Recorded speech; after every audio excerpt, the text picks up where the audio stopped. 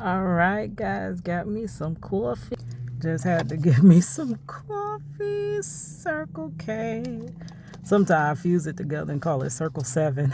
Because I be going to Circle K and 7-Eleven. But just went in, made my little coffees. And because, okay, I'm tired. I have to take my muscle relaxer, so you have to eat. So I ate, and that makes me even more want to go to bed. But it is almost noon, and I am struggling right now. So I have to get some paperwork done, but I also want to work on my channels. So those two conflicting things are in my mind, have to do versus what I feel like I need to do. And I'm struggling. So I'm trying to work on my channels. I released a testimony, prison white testimony yesterday. Go check it out. I think I did okay, I guess. I don't quite have a prison testimony at the moment, but I do have a whole list of testimonies. Girl, oh my gosh. I got the testimony of losing, well, that kind of had to do with prison wife life, but when I lost my wallet on the road from visitation, and I was kind of, me and my cousin were about to be stranded, and my little daughter, my 1-year-old daughter. Testimony of losing and the return of my daughter. That's going to be good, but I don't know if that quite fits on prison wife life, so we might have that on a different channel. The restoration of my relationship with my sister. Yes, these are all testimonies of what God has done for me. That won't fit here, so we're going to have that on another channel. Testimony of solving my identity theft case. God told me who stole my identity through a dream. The testimony of me winning my case against my apartment complex. That may or may not fit here, girl. So I'm trying not to squeeze stuff here that don't fit here. I'm going to start cultivating and putting them on my other channels that I have that have been there, and I haven't been working on them because I've been here with you guys. So you can journey with me over to those other channels if you like, or you could stay here. But girl, testimony of evading jail time and not getting a record myself. So 2 times. You know how people sit up high and look down low on those in prison. I'm sorry, it's Florida and it's hot. It's hot. I got to get this air on. I was just up in there jamming. They was playing 90s music. They call it back in the day buffet. Y'all know I did something called Project Reach the World, where I was out here advocating through my music, trying to break my husband's wrongful conviction story. And on that journey, I met so many. I started out with all the DJs in my city of Orlando. And there's one special DJ, Lisette Perez. She actually supported my advocacy of my husband. I just heard her on the radio. So shout out to you, Miss Lisette Perez. Yes, says Facebook friends. She's been supporting my stuff. Like, I've had some people. I haven't had a bunch of supporters, but I have some people over the years that have been supporting me and rooting for me. She's been on TikTok. She's the one that kept saying, you need to be on TikTok because that's where your story will thrive. I don't think she's ever been on my YouTube, but my Facebook and TikTok. So shout out to you. I just heard your lovely voice. Besitos to you too. She used to all the time say that. And our daughter, Money, when she was little, when she met Miss Lisette Perez, all she could say after meeting her was besitos, besitos to you. Yeah, so that was a little plug there. But let me see, what is the next one? Oh yes, the testimony of barely missing, like by that much, a 5-car pileup, and the car in front of me was split between a tree. Right? The testimony of overcoming the warfare that I had to at my current job location. And that person, that reminds me of Set Apart to Serve, where she teaches, if y'all have anything going on with your job, and your job is like you're dealing with all this warfare at work, that is the channel you need to be on, Miss Set Apart to Serve. But just to let you know, that person is gone now. That one person that used to be that thorn in my side, I know that the devil will come back through somebody else, but at least that person is gone for now. So I outstayed that person. She used to make my time at work a living jail. Like, I'm for real, I'm telling you. But that testimony of losing my friendships that I had for a long time when I worked at Wally World. But I think that was one of the first things that happened, where God was trying to push me out of that job. It's like that job had a hold on me. And he was trying to get me to go, but I ain't catch the hint. Testimony of getting the voucher to get my first apartment. Yes, that was a crazy story. Testimony of overcoming the fear of living alone. Yes, I still somewhat am trying to overcome that. I have the fear of living alone because I was violated.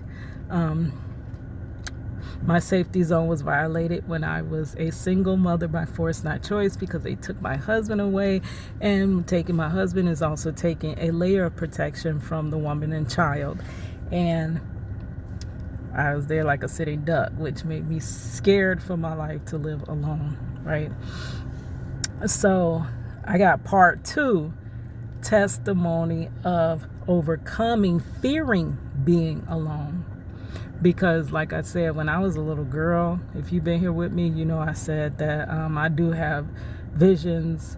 I've always had visions my whole life. But it was very hard to understand what they meant.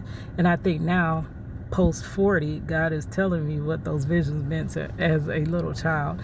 And he showed me that I would be alone. And it scared the gel out of me, like for real. But now I am understanding what he meant, because I do believe I was set apart for his whatever he wanted to do through me. So I had to be alone. So I'm starting to understand that. The testimony of me overcoming keratoconus, being legally blind, before I got my contact. This eye going to bed. I don't see nothing out of it. I can't see y'all now. See, I can't see y'all. But now I can see you. Can't see you. Now I see you. Can't see it. Now I see you. And the only reason I can see you through this eye is because I wear a contact. Can you see that contact? It's a hard contact, and they can kind of still correct this side, but this eye going to bed. So they're able to correct it to about 20/60. So I can see you somewhat out of this one eye. Yeah. So I see enough. Praises be to God to drive, like, girl.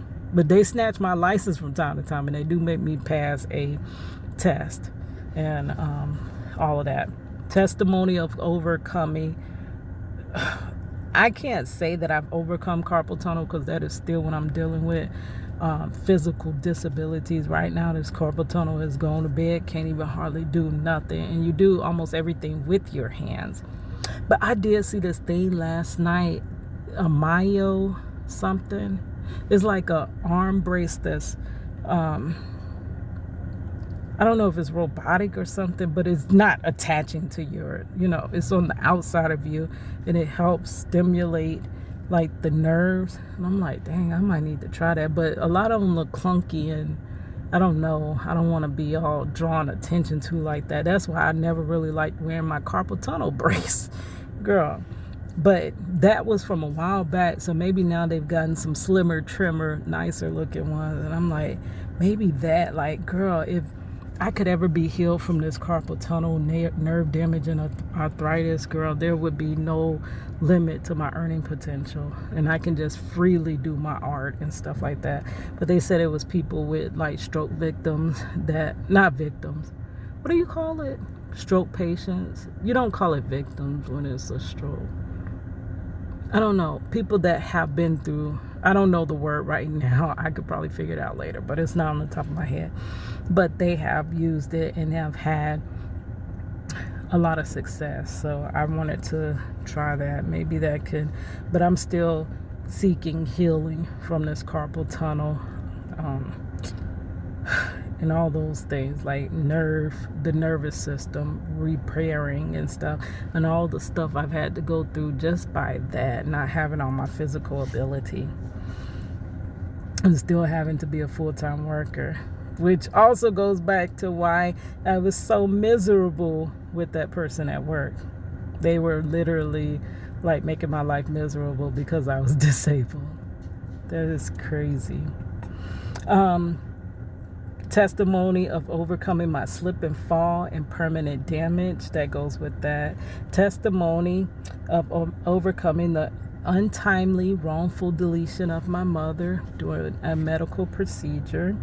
Y'all have heard that testimony. So some of these testimonies I've already touched on, but I'm just writing down, trying to get a list of all the things, which how could you do a list of all the things that God has done for you? Like literally, if I had 10,000 tongues, I understand that now. I could not thank him enough. This one is very recent testimony of overcoming diabetes. Just the beginning of this year, my A1C was 14 off the charts, and now my A1C is 6.4 off of insulin and no diabetic medicine. Now we got to work on that blood pressure. We, in the name of Jesus, is coming off that blood pressure medicine. But baby, that is overcoming. That goes along with overcoming ketoacidosis. I was told people be in comatose state, like literally, and I'm like, is that bad? Like, I made it up out the hospital, girl, and a lot of other people don't. Testimony of the worst relationship I've ever been in. The verbally ABUSIVE relationship with I call him the devil. The moment I seen him, and I don't know why I talked to him if I knew it was the devil, girl.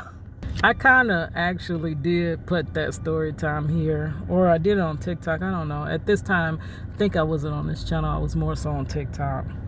The testimony of finally getting to leave Walmart. That is the darkest part of my life.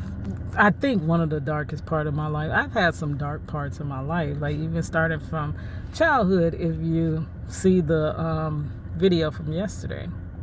And there's also to add to childhood trauma, because I'm like, girl, I really need to just sit down. Like, you can't talk to family, you can't talk to friends. I don't have friends anyway.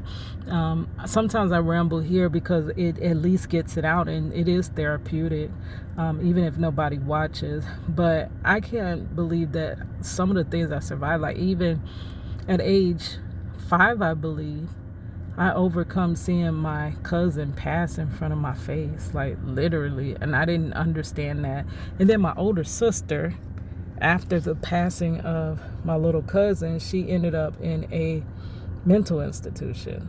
So I don't know if I've ever really talked about that, but thinking back, just going back and just thinking of the things I went through, I'm like, hold on, girl, you went through a lot. You got trauma. You got to have some trauma, or even with the trauma, it is just by God's grace that how did I get here? Like literally, with all the mental, physical, and trauma, like mental and physical disabilities that I have, and then all the trauma. How in the jail did I make it to 44? Then how did I raise my daughter? And how did I finish college? How did I always maintain and keep a job? Like literally, I was set up for failure. So how? Nothing but the blood of Jesus is nothing but him. How I got this far, like for real. That's a testimony in itself. And the testimony of how God kept me out the music industry. Because I was right at them folks' door, right at their door. And I had to met some of any and everybody of all the who's who at that time in the mid 2000s, and got their music, got my music to them, my artwork, my story of my husband, and I'm just naively trying to, like, thinking they're gonna help me, not knowing what I could have gotten myself into.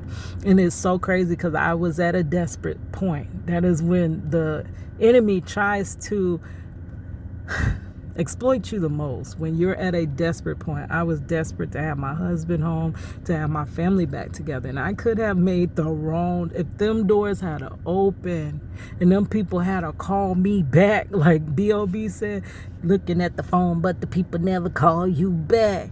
That's just how the story unfold. You get another chance soon after you fold, and when your plans unraveling, what would you wish for? So airplane, sorry I'm late, I'm on my way, so don't you close that gate. Yeah, I was staring at that phone, at that email, waiting for them to email me back, call me back, something, come on, like literally. And the doors never open. But a lot of times, closed doors are God's protection. Even with my husband, it's been a big closed door with him getting out, and it hurts me, but I know God has a plan, and it has to be for reason. I know 2 people that avoided prison time altogether. At the same time my husband was wrongfully incarcerated and wrongfully convicted, avoided jail time altogether, and they both have been deceased since way back in early 2000s. They won case, but they lost life. So did his wrongful conviction preserve him? So yeah. Anyways, I was watching because I was looking for content to talk about on this channel as far as prison wives, and it was a video I seen of, I couldn't really, some of my videos popped up, so am I popping up in search, girl? But I do see a lot of the prison wife content is so old, like there's not a lot of new prison wife content on there, girl, so I gotta fill in that blank. I'm the OG prison wife, girl. Been a prison wife for 23 plus years. Who but me should fill in that content? You know what I'm saying? So I gotta work on that, girl. But I was watching Ms. Ro Clausen. Now it's Ro and Adam Clausen because she's overcome prison wife life. But her videos still rank top when you search prison wives. So I'm watching some of her older videos, but her content is evergreen because so I'm trying to take pointers from her. I always called her my big sister anyway. Like, my big sister moved away when I was like in middle school, so I always wanted a big sister. I'm the big sister. I got 4 little sisters. No, I'm sorry, I got 3 little sisters. I always wanted a big sister, and now my older sister, she has passed away. She battled MS. That could be a testimony as well in itself, but she had a long battle with MS, and yeah. So and we're coming up on her birthday, so we gonna do the y'all know how we do the cha-cha slide for her because she loved the cha-cha slide. Yeah, so we gonna cha-cha slide for her later this month. But yeah, it's been a lot. It has been a lot, and I got more to add to this list. But watching Miss Ro Clausen, she has an excellent video. She had a prison wife now it's from 6 years ago, but it's still relevant. It was from a prison wife, and she was saying that she was so jealous of this girl, and it's basically, how do long timers, and I think I did a video similar to this, how do long timers versus short timers wives? See, short timers wives get in those groups. That's why I had to leave a lot of those groups, because all you see is these countdown things. My husband comes home in such and such days. My husband comes home, and at this time he had about 19 more years, like. And every other day it was somebody with a homecoming. And yes, you're happy for them, but you like, I can't. it makes you feel like less. Like, why am I in this worse situation? And it made me feel really bad. And what I learned from Sean Kennel courses, I can't remember the lady that worked with Sean Kennel, but she was like, when certain content bothers you, you don't have to tune in. It's like, you don't gotta watch it. It's not an accident. You don't have to see what's going on. Just unsubscribe, and you don't mean any harm. It's not you not liking a person. Just unsubscribe or unfollow. And because the content is actually mentally, messing with you. So if you're not strong enough to see everybody and their mama coming home, don't tune in for it, right? So I had to unfollow a lot of people, and I had to leave those groups because that's all I seen. And there was a bunch of short timers, wives and stuff like that. And it's like, almost like some of the things they went through, not to say that they're not going through nothing, but if you had to go through what I'm going through, you literally would be so grateful for what you're going through. And I know there's somebody looking at me saying, girl, if you had to go through what I had to go through, like a D-Row prison wife or a lifer's prison wife, they can look at me and say, well, girl, at least you only have 10 more years to go with your husband, even though they feel unbearable and even though he's wrongfully incarcerated. But yeah, so I've been long-winded. It is 12:30 almost. I feel really bad. I feel really bad now because I was supposed to get that paperwork done, and I did not get the paperwork done. That was supposed to be my first thing. I got up late, and then I did the video first. Girl, but on my other channel, I have been watching my Legally Blind Artist channel. I have been watching a lot of stuff that started just popping up. This is how God gets my attention. Like, this is how he showed me about narcissistic, ABUSE. I didn't know that I was a victim of narcissistic ABUSE, and I showed a lot of signs of it, and did not know those were mental issues I was dealing with. I left that off the list, but he's been showing me a lot of videos about ADHD, and girl, I connect with these videos so much. They are me all day, every day. Just like what I just did. I know that paperwork need to be done, but that paperwork makes me anxious. That paperwork makes me depressed, and I would rather go record a video. So I know that, God is revealing to me that it's like he dealt with each issue with me one by one. So now it's time to get to that ADHD thing that has been holding me back my whole life, and overcoming that. And soon that will be a testimony of overcoming that. I think it's already a testimony to have made it this far in life, but as bad as I am, to be honest. And those close to me really understand how I go through it, how I can't get to work on time, how I get from the car to the house. I come in and out the door 12 million times because I forgot this. Oh, yeah, I left that on. Oh, did I do this? Did I do that? Girl, that mind be going to bed. But I also think a lot of that flowing mind like that also what makes me creative. So I don't know. Is my mind in that manner so that I can be creative? But it makes me non-productive in this society. This society wants you to be a worker bee, and it's made me so not a worker bee. It's made me behind bee, right? But yeah. So, girl, I just rambled. I need to go on and get to my work. Anyways, I will talk to you guys later. It's your girl, Cadillac. And let me know, do you have any topics that you would want to hear? If it's either on this channel, Prison Wife Life, Prison Reform, or, criminal justice reform, or also, what's the last one? Wrongful convictions. Do you have any questions about those topics? Because those are the 4 topics that I think really need to stay right here on this channel, or need to be moved to the hashtag Free Marcello Wrongfully Convicted channel. So Right now, this is going to be vlogging and then those subjects, but eventually that might also part ways too. The OG prison wife family life vlogs might be separate from all of the advocacy. But anyways, I will talk to you guys later. Hiss your girl Cadillac.